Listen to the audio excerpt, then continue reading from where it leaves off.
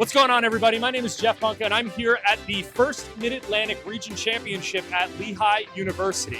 I'm here with Team 484 Roboforce, one of the most compelling teams in the first Mid-Atlantic region.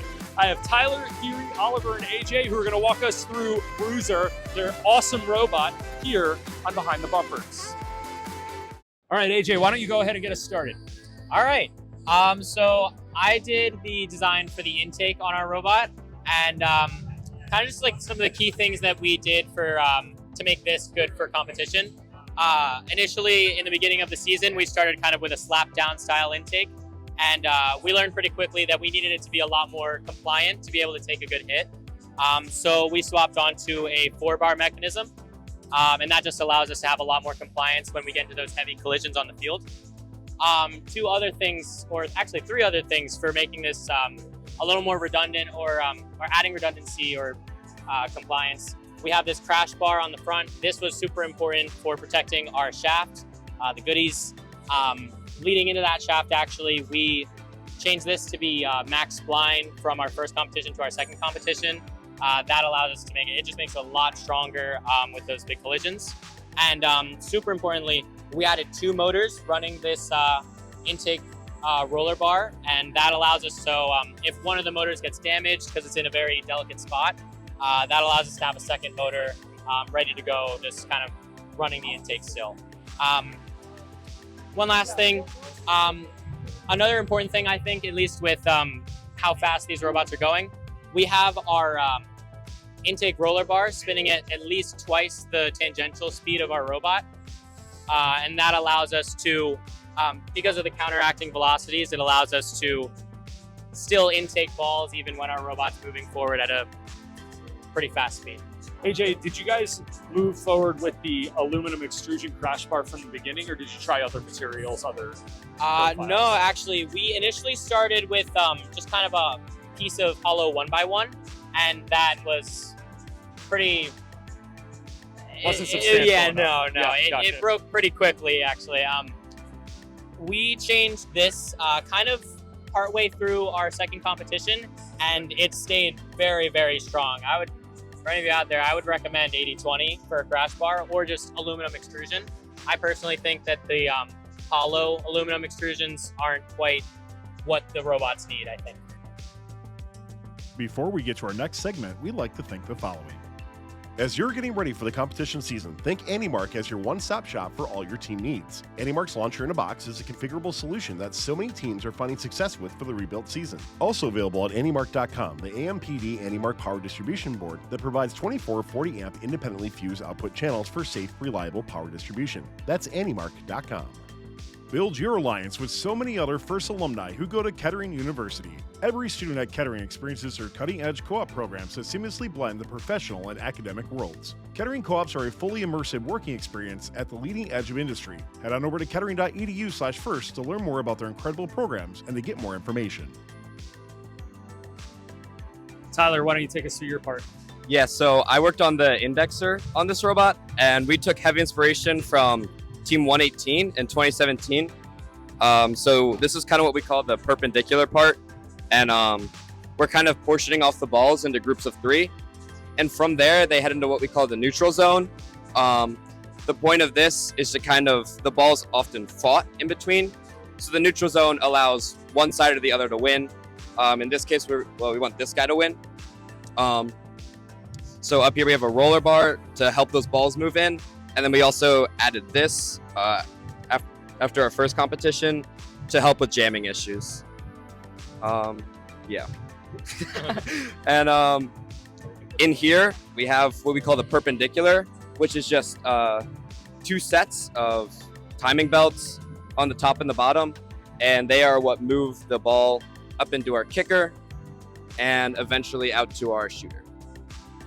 Tyler, did you guys decide on this type of indexer from the jump? Did you try any other options? Yeah, so we were kind of set on this idea from the beginning. So we put a lot of time into prototyping what we call the swim lanes, and a lot of the challenges came with this transition area, trying to undo the jam.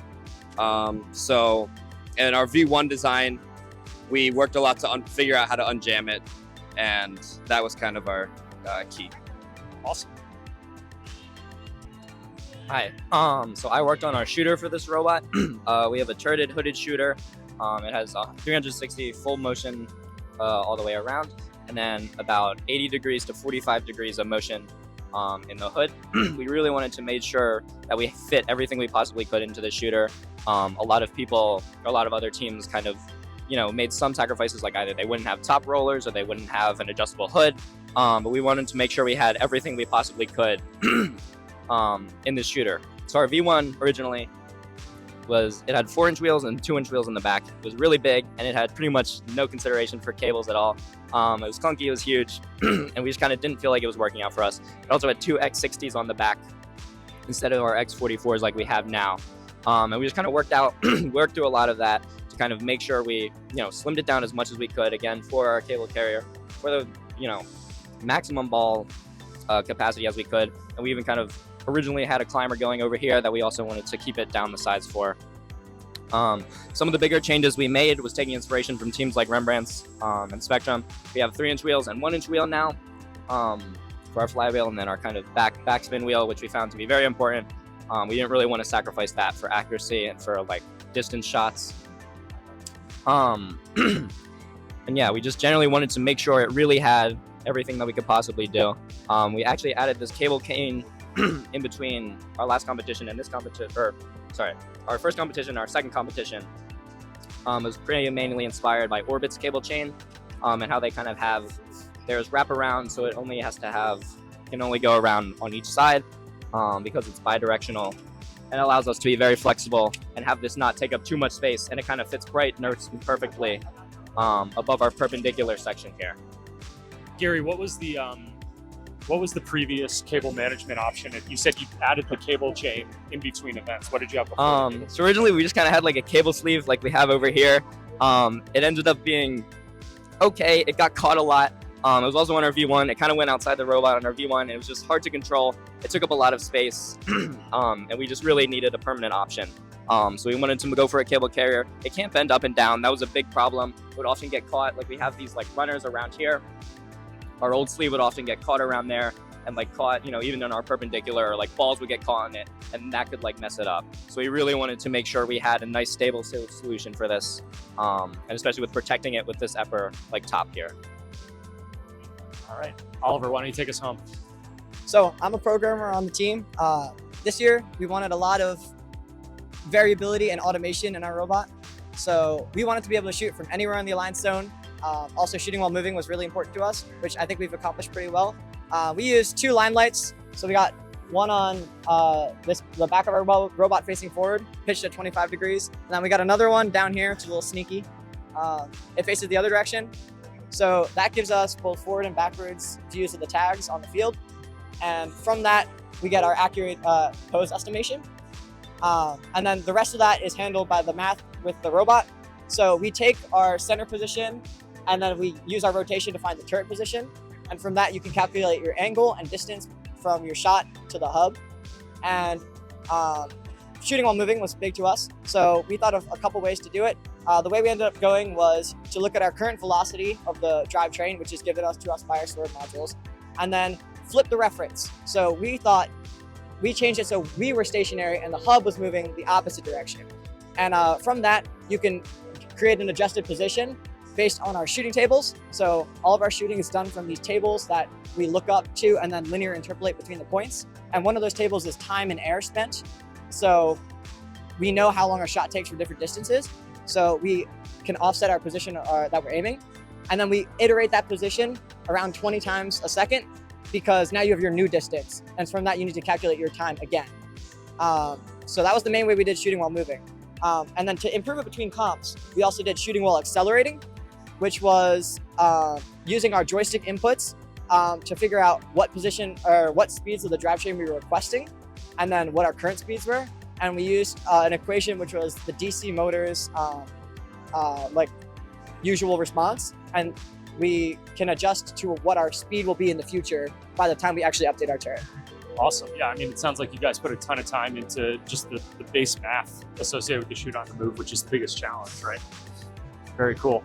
All right, well, that's going to do it. Another successful Behind the Bumper is a great walkthrough of Bruiser, the 484 Roboforce robot for the 2026 rebuilt season here at the First Mid-Atlantic District Championship event. Thank you to Tyler, Geary, AJ, and Oliver for walking us through this awesome robot. If you like this content, please like and subscribe. We'll see you next time. Thanks for watching. Don't forget to like, subscribe, and click the bell to stay up to date on future fun videos. Build your alliance with so many other FIRST alumni who go to Kettering University. Every student at Kettering experiences their cutting-edge co-op programs that seamlessly blend the professional and academic worlds. Kettering co-ops are a fully immersive working experience at the leading edge of industry. Head on over to kettering.edu/first to learn more about their incredible programs and to get more information.